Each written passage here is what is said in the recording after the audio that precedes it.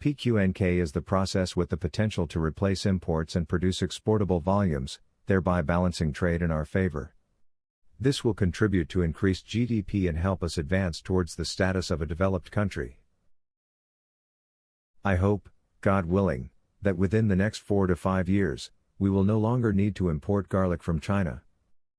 By the grace of Allah, through the PQNK method developed by Asif Sharif, an innovative, pristine organic farming system, we will establish our own production. Our farmers will learn how to plant, manage, and sell these crops independently. God willing, this vision will become a reality. Following this, the next major crop to focus on is ginger. Therefore, I kindly urge all farmer brothers to pay special attention to ginger cultivation and work towards making it successful.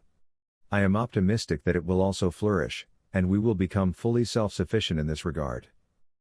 With the PQNK farming method we have adopted, we can cultivate a wide variety of crops and effectively protect them from various diseases.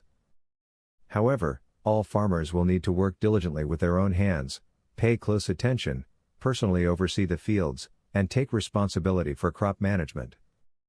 If we commit to this effort, I am confident we will achieve complete success in this endeavor.